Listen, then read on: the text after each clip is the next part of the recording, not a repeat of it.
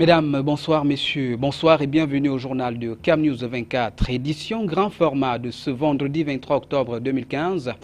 À la une de l'actualité ce soir, la nomination de 4 nouveaux gouverneurs de région ce jour par le président de la République et d'un nouveau commandant au centre d'instruction et d'application de la police à Moutenguene. Et puis le Cameroun, de concert avec la communauté internationale dans la mouvance de la célébration demain samedi de la 68e journée des Nations Unies. Ce 23 octobre, une cérémonie protocolaire a eu lieu au ministère des Relations extérieures. Décryptage des défis qui interpellent l'ONU et la position du Cameroun sur l'atteinte des objectifs du millénaire pour le développement à suivre donc dans ce journal. Et puis, affrontement entre militaires et populations civiles de la ville de Maga dans l'extrême nord du Cameroun. Après le meurtre d'un jeune homme de cette localité, plus de peur que de mal, car le gouverneur Midiawa Bakari calme les tensions. Cam News 24 ce soir vous donne les derniers échos de ces incidents dans le département du Mayo d'Anaï. Voilà pour le sommaire. Une fois de plus, bienvenue au journal. Commençons donc ce journal avec les décrets du président de la République signés donc ce vendredi 23 octobre 2015 portant nomination des gouverneurs dans certaines régions du Cameroun. Samuel Dieudonné Dibois, précédemment gouverneur de la région de l'Est, remplace donc Joseph Betty Assomo, désormais ministre délégué à la présidence en charge de la défense. Dans la région de l'Est, c'est Grégoire Mvongo qui prend le commandement et qu'il était d'ailleurs jusqu'à sa nomination directeur de l'organisation du territoire au ministère de l'administration du territoire et de la décentralisation. Dans la région du Sud, Félix Ngelengele, précédemment préfet du département de la Mézam dans le nord-ouest, remplace Jules Marcelin Djaga, ami à faire valoir ses droits à la retraite, tout comme Abakar Amat qui est remplacé à la tête de la région de l'Adamawa par Kildadi Boukar. Le second décret du président de la République ce vendredi 23 octobre nomme un commandant au centre d'instruction et d'application de la police à Moutenguene. Il s'agit du commissaire divisionnaire Pierre Niche. Ouvrons donc la page à la Journée des Nations Unies dans le cadre de la célébration de la 68e édition placée sous le thème « Paix et sécurité pour la réalisation des objectifs de développement durable au Cameroun ». Le ministère des Relations extérieures a organisé ce 23 octobre 2015 à Yaoundé une cérémonie protocolaire. Étaient présents quelques membres du gouvernement, les représentants du corps diplomatique et des organisations internationales. Le point avec Jean-Pierre Bitongo, Joseph Ateba. La célébration cette année de la 70e édition de la Journée des Nations Unies devrait avoir lieu ce 24 octobre, mais ce jour étant non ouvrable, la cérémonie a été ramenée au vendredi 23 octobre 2015. Cette commémoration revêt un caractère particulier qui relève de la nécessité d'œuvrer pour la paix, la stabilité, le progrès économique et social dans le monde, l'arrivée à échéance des objectifs du millénaire pour le développement et l'entrée en vigueur des objectifs pour le développement durable dès janvier 2016. Pour Naja Rochdi, coordonnatrice des agences de l'ONU au Cameroun, la crise des migrants et réfugiés, les conflits dans plusieurs pays, les catastrophes naturelles et le terrorisme que l'on vit en ce moment partout dans le monde demeurent un enjeu d'actualité pour la survie de la planète et de l'humanité. Nous sommes aujourd'hui un pays dans la sous-région d'Afrique centrale qui accueille le plus grand nombre de réfugiés. D'abord ceux qui fuient Boko Haram venant du Nigeria. Et ensuite, ceux qui sont nombreux venant de la RCA, dont vous connaissez la situation politique assez difficile. À l'heure actuelle, le Cameroun héberge et dans sa politique d'hospitalité, pas moins de 350 000 à 500 000 réfugiés. C'est un poids considérable pour notre économie.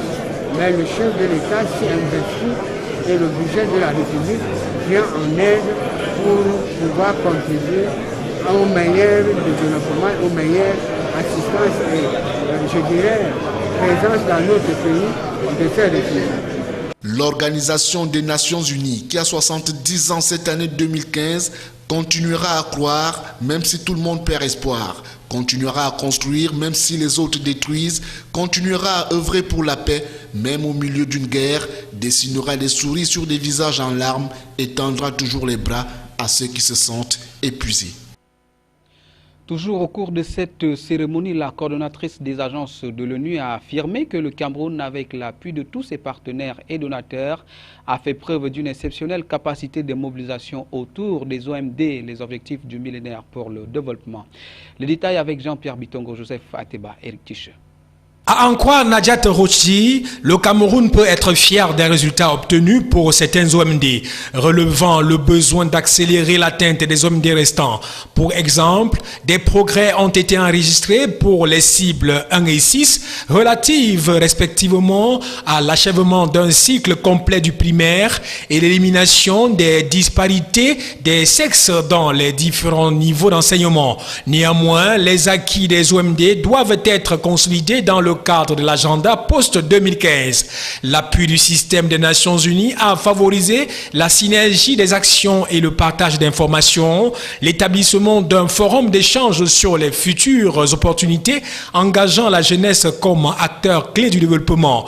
Un programme de 67 millions de dollars vise entre autres la création d'ici 2021 de près de 4700 entreprises agro-pastorales. Dans le domaine de l'administration publique, l'appui onusien a permis l'amélioration des relations entre l'administration et les usagers.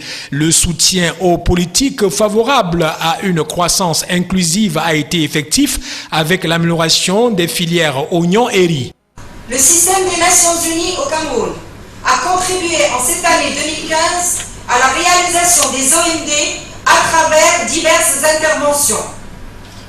Le soutien aux politiques favorables à une croissance inclusive a été effectif avec l'amélioration de la productivité des filières oignons et riz et réalisé à travers les programmes semenciers ayant produit du matériel végétal qui procure aux producteurs des différentiels de rendement en sus de l'ordre de 2,5 tonnes par hectare.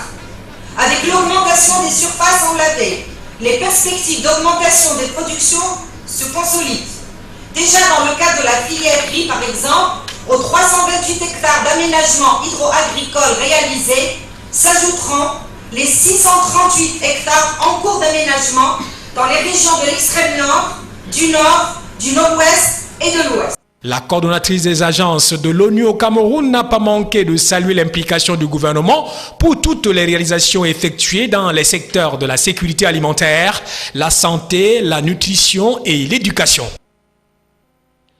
Demain, samedi 24 octobre, l'ONU célèbre la 68e journée dédiée aux œuvres du système des Nations Unies pour le maintien de la paix et le développement harmonieux de la Terre. Ce 23 octobre, un concert géant de musique a lieu dans la salle de l'Assemblée générale des Nations Unies.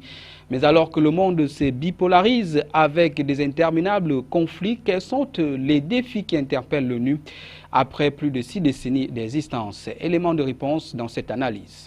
Depuis 1945, l'Organisation des Nations Unies, selon son secrétaire général, Ban Ki-moon, œuvre pour l'ensemble de 7 milliards de personnes qui constituent la famille humaine et prend soin de la Terre, notre seul et unique domicile. Mais au cours des dernières 6 décennies, l'ONU n'a pas navigué dans un océan tranquille avec le terrorisme international, les changements climatiques, les pandémies et d'autres menaces encore qui dépassent le cadre étroit des frontières nationales. Les défis qui interpellent les Nations Unies sont multiples. La montée en puissance de Daesh dans le conflit syrien, les batailles hégémoniques en Ukraine, la guerre des fauves en Libye et l'interminable conflit israélo-palestinien.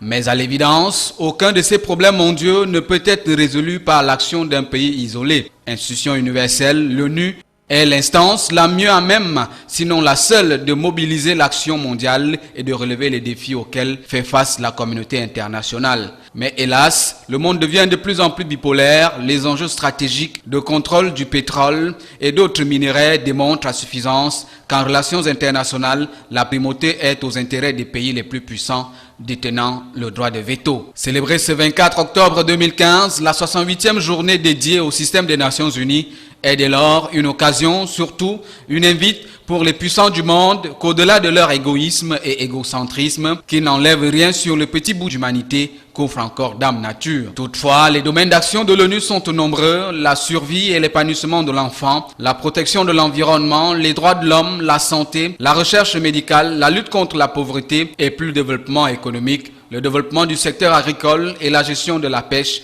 l'éducation, la promotion de la femme, les secours en cas de catastrophe et de situations d'urgence, les voyages aériens et maritimes, les utilisations pacifiques de l'énergie atomique, les droits des travailleurs et la liste est non exhaustive. Ce n'est là qu'un bref aperçu de ce que l'ONU et les organes qui la composent ont accompli depuis sa création en 1945. Raison de plus pour que la paix, l'harmonie et la concorde prévalent entre les peuples qui constituent le monde entier. Extrême Nord, le meurtre d'un jeune homme de 33 ans crée une tension entre les populations et militaires à Maga. La tension entre les populations et les militaires a entraîné des altercations et a conduit à des tirs sur la population par les militaires. Informé de la situation, le gouverneur Midiawa Bakari s'est rendu sur le terrain pour calmer les esprits. Il a indiqué que les responsables de cet incident paieront pour leurs actes. Le reportage de Célestin Taboulay, Success, Donald Anouza. L'assassinat d'un jeune homme de 33 ans par un soldat le mercredi 21 octobre a créé une vive tension entre les populations de Maga et les militaires en service dans cet arrondissement du département du Mayo-Danaï. La mort de ces civils, froidement abattus à bout portant par un homme en tenue, a provoqué la colère de la population. Celle-ci s'est rendue au camp militaire de Maga où elle a tout saccagé et brûlé des véhicules appartenant à l'armée camerounaise. Selon les témoignages recueillis sur place, les populations condamnent le comportement déviant des nouvelles recrues de l'armée. Au lieu d'assurer la protection des biens et des habitants de cette localité, on accuse ces jeunes recrues de l'armée camerounaise d'estorquer de l'argent, d'abus de pouvoir et d'intimidation des populations. Toute chose qui a déclenché le mouvement d'humeur. L'altercation entre les partis a abouti à des tirs sur la population. Le bilan fait état d'un civil tué, de plusieurs autres blessés, dont un dans un état critique et d'importants dégâts matériels. Informé de la situation, le gouverneur de la région de l'extrême nord s'est rendu à Maga où il a demandé qu'une enquête soit rapidement ouverte pour que les responsables de cet incident répondent de leurs actes. On saurait mettre la charrue avant les bœufs et dire qu'est-ce qui s'est passé exactement. La commission se chargera de déterminer les circonstances, les responsabilités, mais également de poser les sanctions. Nous serons invités à la maison. La commission commencera une défense du travail. Elle seule nous dire qu'est-ce qui est effectivement passé. Pour le moment, nous avons présenté des condoléances. Nous avons appelé les uns et les autres à revenir au meilleur sentiment pour qu'ils savoir raison garder, mais également nous avons pris en charge ceux qui ont été blessés dans le cadre de cet incident. À l'issue de la réunion de crise présidée à Maga, l'autorité administrative a demandé aux populations d'éviter tout débordement pour se faire justice. Il a par la suite invité celles-ci de continuer à collaborer avec les forces de maintien de l'ordre et de sécurité, surtout en ce temps de lutte contre le terrorisme. En santé, impact et perspective des nouvelles technologiques et techniques de diagnostic clinique au Cameroun, c'est le thème d'un symposium international que vient d'abriter la capitale économique Douala, réunissant les experts en médecine du Cameroun, du Japon et de l'Allemagne. Le dit symposium avait pour objectif majeur la sensibilisation des médecins biologistes camerounais sur l'utilisation des nouvelles technologies répondant aux exigences de l'heure dans la réalisation des examens cliniques et la prise en charge des patients.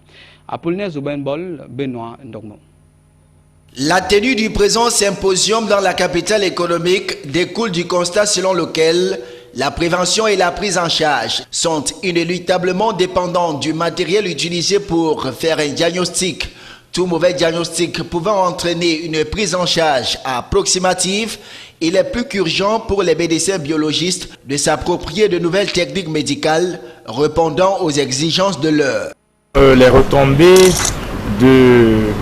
d'un symposium comme celui-ci sur les populations se font sentir après un certain temps, parce qu'il faut que l'information passe déjà et il faut que les personnes concernées décident.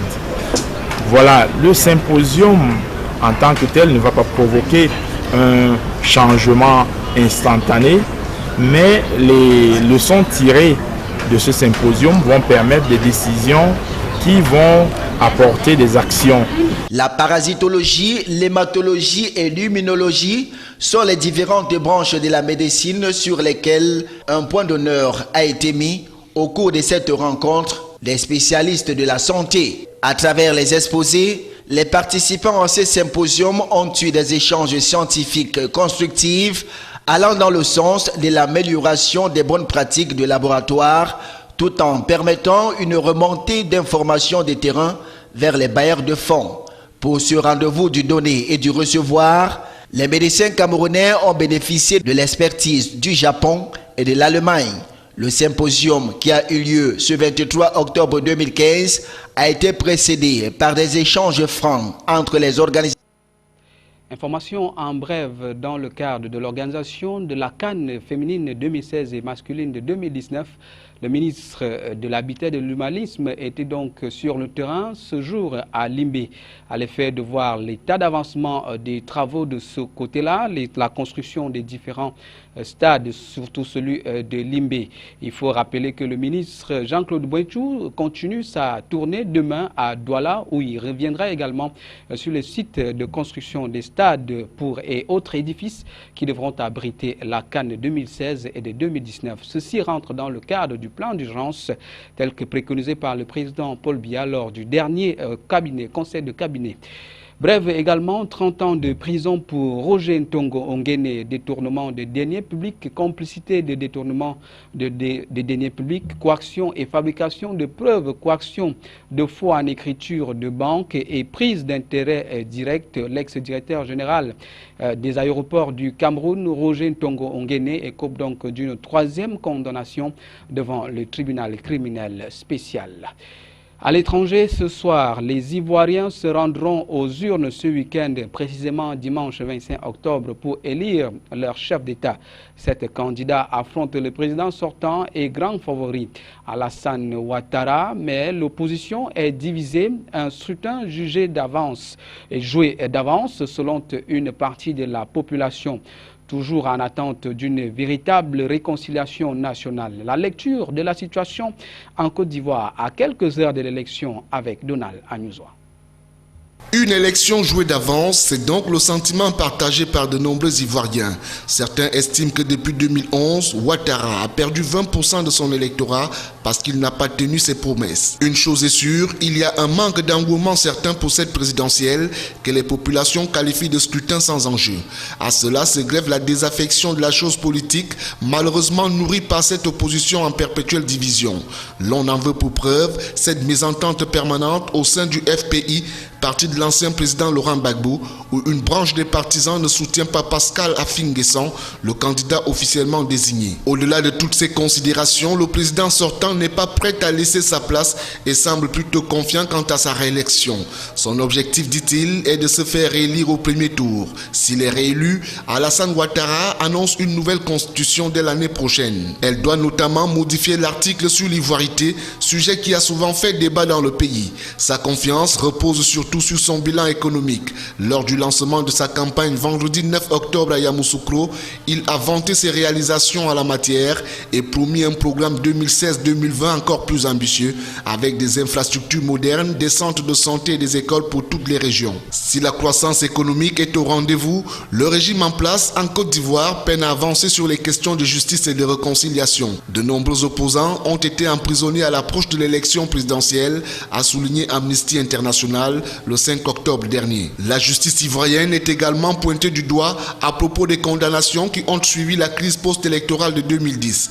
À quelques heures du scrutin, l'atmosphère en Côte d'Ivoire semble plutôt calme, loin des violences de 2010. Pour assurer la sécurité avant et après l'élection, 34 000 soldats et 6 000 casques bleus sont déployés sur le territoire ivoirien. Et pour la première fois, des observateurs de la société civile superviseront le scrutin. La plateforme des organisations de la société civile pour les élections en Côte d'Ivoire, la POICI, expérimentera une nouvelle méthode de comptage rapide des votes qui permet d'avoir presque en temps réel les informations. Une manière d'augmenter la transparence et donc d'éviter les contestations post-électorales. Du sport en bref et en image avant de clôturer ce journal. Coupe du Cameroun de football. Les demi-finales allées vont se jouer ce dimanche. Fete FC d'Ndjiko Banjoun affronte donc la Panthère d'une des unions des mouvements sportifs de Loum. face à Botafogo de Douala. Également en sport ce week-end, c'est 6 foot.